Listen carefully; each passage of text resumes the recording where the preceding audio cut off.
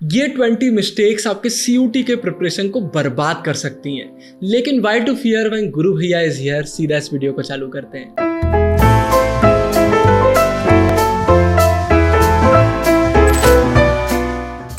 तो एक एक करके सारी 20 मिस्टेक्स मैं आपको बताऊंगा जो बिल्कुल से आपको अवॉइड करना चाहिए। और पर्सनली मुझे ये नंबर की मिस्टेक्स बहुत ज़्यादा खतरनाक लगती हैं। पूरी वीडियो देखने के बाद कमेंट सेक्शन में आप मुझे बताना इनमें से कौन सी ऐसी मिस्टेक्स है जो आप नहीं कर रहे थे। अब सीधे एक एक करके सारी मिस्टेक्स देख लेते हैं। Mistake number 1, small dreams. जमीन से देखो तो इमारत दिखती है, इमारत से देखो तो आसमान। अगर आपका ड्रीम ही बहुत छोटा है कि बस कुछ भी करके सीयूटी क्रैक हो जाए, एक कॉलेज मिल जाए, तो आप कितनी भी मेहनत कर लो आप कुछ बड़ा हासिल नहीं कर पाओगे, क्योंकि ड्रीम छोटा है तो मेहनत भी आप कम ही करोगे।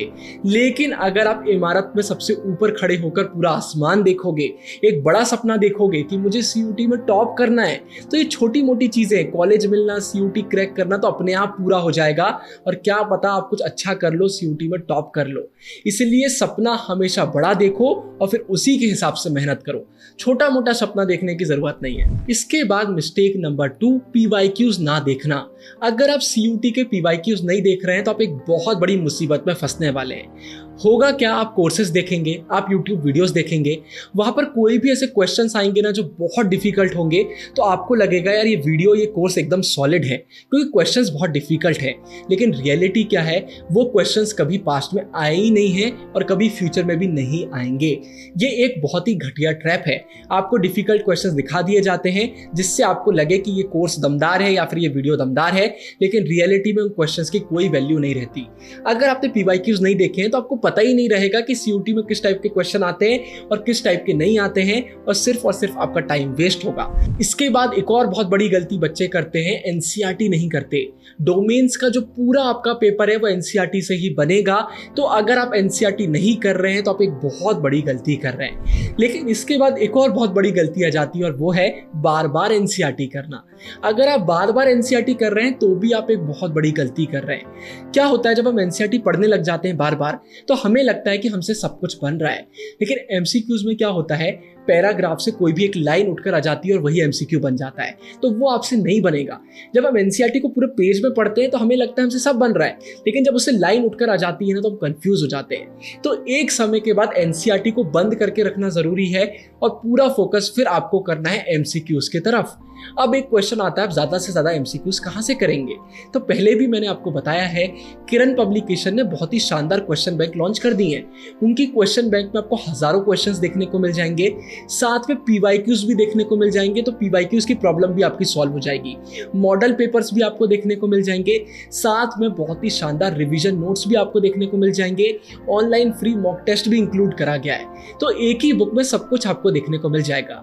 तो डोमेन्स के लिए, जीटी के लिए, इंग्लिश टेस्ट के लिए, हिंदी टेस्ट के लिए आप किरण पब्लिकेशन की बुक ले सकते हैं। सारी बुक्स का लिंक आपको डिस्क्रिप्शन में मिल जाएगा, आप चाहे तो मार्केट से भी परचेज कर सकते हैं। किरण पब्लिकेशन की बुक्स को मैंने खुद रिव्यू करा है, बहुत ही शानदार बुक्स हैं, डेफिनेटली आपको इन्हें परचेज करना चाहिए। इसके बाद गोल सेटिंग। अगर आपको यही नहीं पता है कि एक दिन में आपको कितना पढ़ना है, तो आपका सिलेबस ही कंप्लीट नहीं हो पाएगा, आप रिवीजन ही नहीं कर पाएंगे।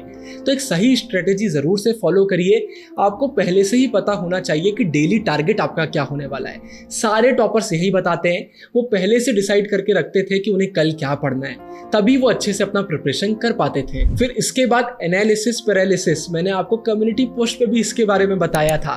बहुत सारे बच्चे गलती क्या करते हैं, एनालाइज करने में इतना टाइम लगा देते हैं कि कैसे पढ़ना है, क्या पढ़ना है, कौन सी बुक से पढ़ना है, कौन सी वीडियो से पढ़ना है, कि पूरा दिन ही निकल जाता है सिर्फ सोचने में, और एक्शन वो ले ही नहीं पाते हैं, वो एक प्रकार से पैरालाइज्ड हो जाते हैं।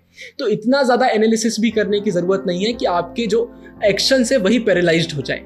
तो सोचिए, लेकिन कम सोचिए, एक्शन ज्यादा लीजिए।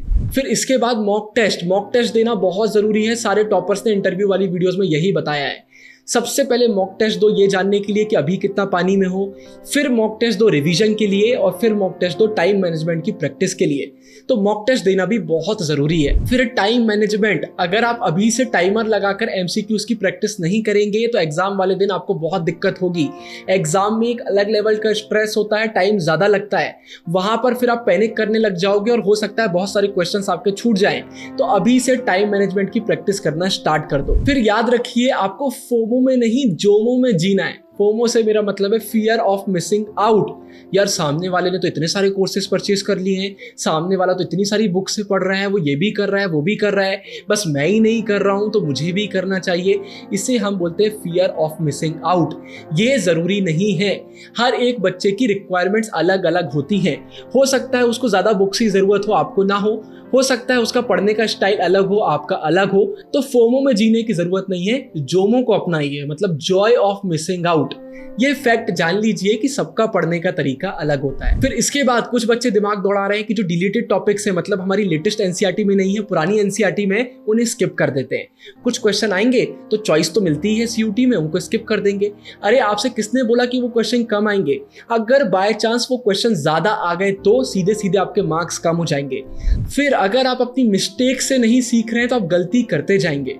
एग्जाम्पल के लिए, अगर आपको देन और देन में डिफरेंस नहीं मालूम है तो ये क्वेश्चन आ जाए, ये आ जाए, ये आ जाए, ये आ जाए, ये आ जाए, कोई भी क्वेश्चन आ जाए वो आपका गलत ही जाएगा। लेकिन पहले क्वेश्चन में ही आपने देख लिया कि यार मुझे देन और देन में कंफ्यूजन होता है, और एक बार उसके बारे में आपने पढ़ लिया, फिर इससे रिलेटेड कोई भी क्वेश्चन सीयूटी में क्यों ना आ जाए वो आपसे बन जाएगा। तो सबसे पहले देखिए कि आपसे मिस्टेक्स कहां पर हो रही हैं और अपनी मिस्टेक से सीखिए। एक ही मिस्टेक को बार बार रिपीट करना सही नहीं है। फिर अगर आप स्मार्ट वर्क नहीं कर रहे हैं तो आप बहुत बड़ी गलती कर रहे हैं, और स्मार्ट वर्क आप सीखेंगे प्रैक्टिस करने से।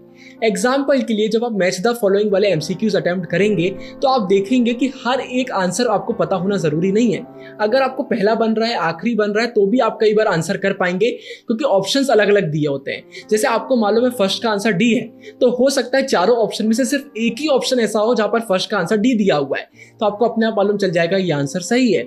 ऐसे ही जब एलिमिनेशन टेक्निक आप यूज करेंगे तो आपको मालूम चलेगा कि भले ही मुझसे पहली बार में आंसर नहीं बन रहा था, जब मैंने ऑप्शंस को एलिमिनेट करना चालू करा तो आंसर मुझसे बन गया। तो ये होता है स्मार्ट वर्क करना, और स्मार्ट वर्क आता है प्रैक्टिस से। जितने ज़्यादा मॉक्स आप सॉल्व करेंगे, जितने ज़्यादा आप करंट पब्लिकेशन बुक मैंने आपको बताई उससे क्वेश्चंस आप सॉल्व करेंगे, उतना अच्छा आप स्मार्ट वर्क कर पाएंगे।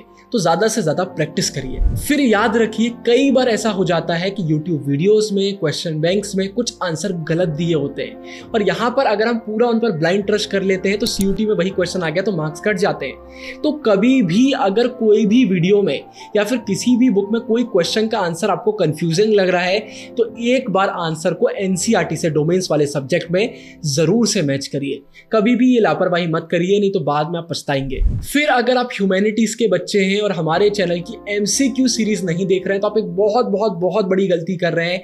पूरे सीयूटी टॉपर्स वो आपके लिए वीडियोस बना रहे हैं, उसमें हम पीवाईक्यूज भी इंक्लूड कर रहे हैं। अगर आप हमारी सीयूटी वीडियोस कर लेते हैं तो आपको सीयूटी का एग्जाम बहुत ज़्यादा आसान लगेगा। पूरी वीडियोस एनसीईआरटी बेस्ड हैं। अभी नहीं देखेंगे तो बाद में रिग्रेट करेंगे, तो हमारी एमसीक्यू वीडियोस ज़रूर से देखिएगा। ये कोई प्रमोशन नहीं है, वीडियोस आप खुद देख लीजिए, खुद हमारी वीडियोस को आप जज कर सकते हैं। फिर एक और मिस्टेक बच्चे करते हैं कि वो बोर्ड एग्जाम से सीयूटी को कंपेयर करते हैं। यार मेरा बोर्ड का एग्जाम अच्छा नहीं गया, मेरा रिजल्ट बहुत कम आएगा तो मैं सीयूटी में भी कुछ भी नहीं कर पाऊंगा। सरासर गलत। आपका पास्ट आपके फ्यूचर को डिफाइन नहीं करेगा।